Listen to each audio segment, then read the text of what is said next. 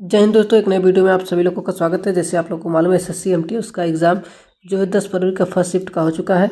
आज उन क्वेश्चनों को हम करेंगे एनालिसिस जो एग्ज़ाम में पूछे गए थे। तो चलिए बिना देर गवाए हम वीडियो को करते हैं स्टार्ट।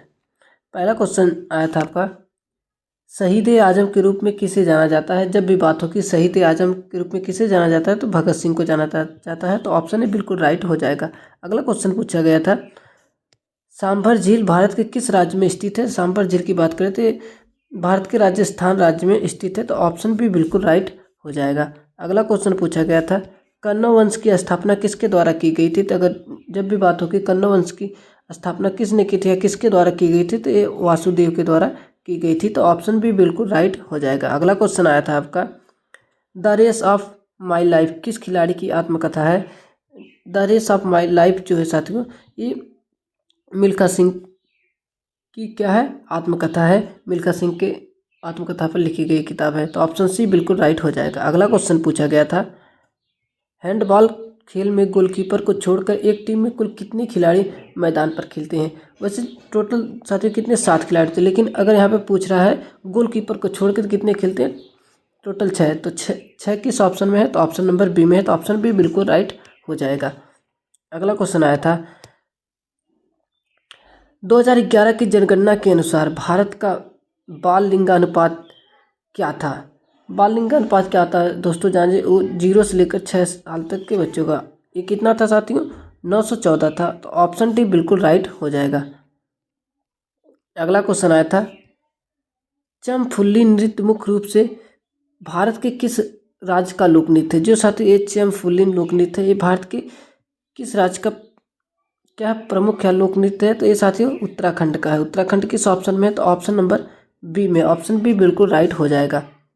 अगला क्वेश्चन आया था, यू आर राव उपग्रह केंद्र भारत के किस शहर में स्थित है। तो ये साथियों भारत के बेंगलुरु शहर में स्थित है। ऑप्शन सी बिल्कुल राइट हो जाएगा इस क्वेश्चन का। अगला क्वेश्चन पूछा गया था, अंतर्राष्ट्रीय आम महोत्सव आमतौर पर कहाँ आयोजित किया जाता है। तो ये साथियों सभी लोगों को मालूम है कहाँ पे किया जाता है, दिल्ली में किया जाता है। तो ऑप्शन बी बिल्कुल राइट हो जाएगा। अगला क्वेश्चन आया था, इंग्लिश से फॉरगाइल शब्द का सबसे उपयुक्त विलोम शब्द क्या होगा। अगर हम बात करते हैं फॉरगाइल शब्द का, तो ये साथी शब्द का सबसे उपयुक्त शब्द क्या होगा, रोबिस्ट होगा। तो ऑप्शन बी बिल्कुल राइट हो जाएगा। पेरिस 2025 में फैला लीजियोनियर्स का प्रकोप किस बीमारी से संबंधित है। तो ये साथियों आपका निमोनिया से या श्वसन रोग से संबंधित है। तो ऑप्शन ए बिल्कुल राइट हो जाएगा। अगला क्वेश्चन पूछा गया था, कलम या ब्रश से की जाने वाली सुंदर लेखन की कला जिसमें शैलीगत और अभिव्यंजक अक्षरों का निर्माण किया जाता है क्या कहलाती है। तो ये साथियों आपको कैलीग्राफी कहलाती है। तो ऑप्शन बी बिल्कुल राइट हो जाएगा।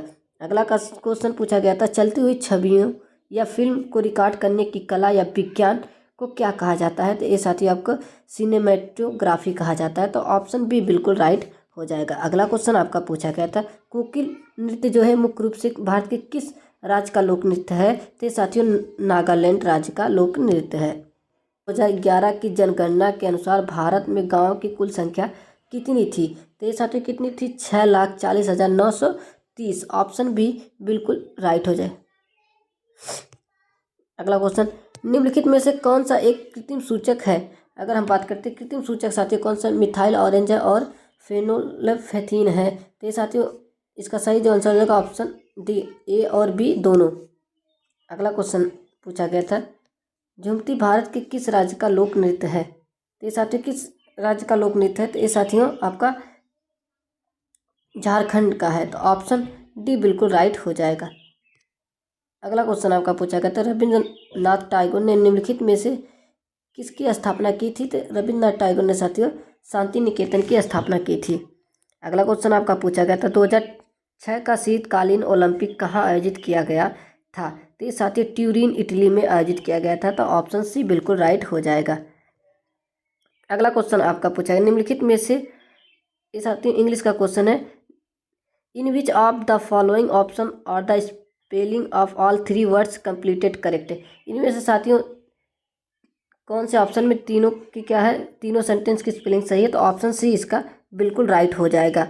ऑप्शन सी बिल्कुल करेक्ट हो जाएगा। अगला क्वेश्चन आपका पूछा गया था, ब्रिटल शब्द का सबसे उपयुक्त विलोम शब्द या एंटोनियम्स क्या होगा।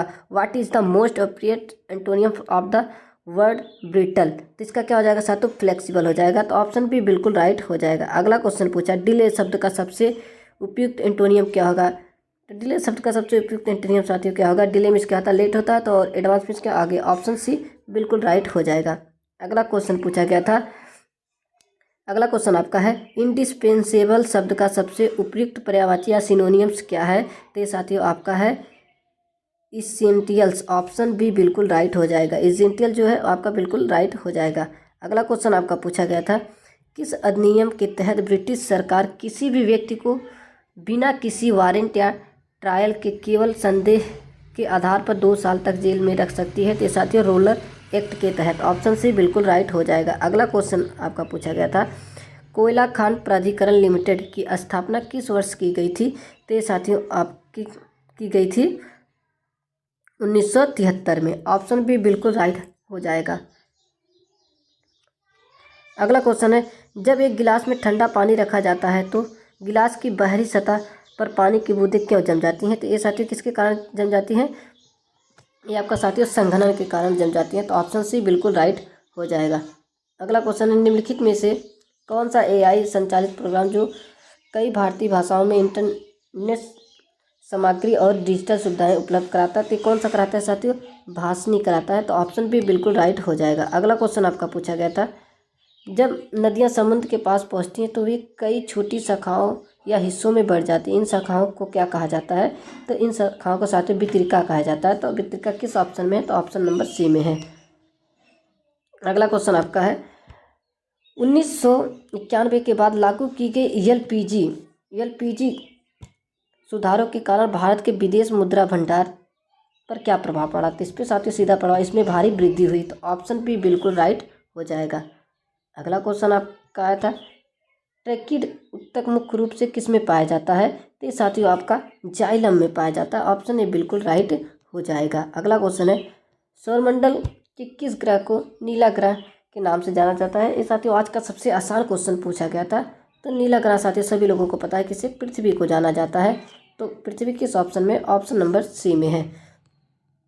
अगला क्वेश्चन आपका है, निम्नलिखित में से कौन सा देश खनिज सुरक्षा साझेदारी के संस्थापक सदस्यों में शामिल नहीं है। तो ये साथियों चाइना जो है या चीन, ये शामिल नहीं। तो ऑप्शन सी बिल्कुल राइट हो जाएगा। तो दोस्तों ये वीडियो आप लोगों को कैसी लगी कमेंट बॉक्स में ज़रूर बताएं। अगर आप लोग इस चैनल पर नए हैं तो चैनल को सब्सक्राइब करना ना भूलें और वीडियो को अपने दोस्तों तक शेयर ज़रूर करें।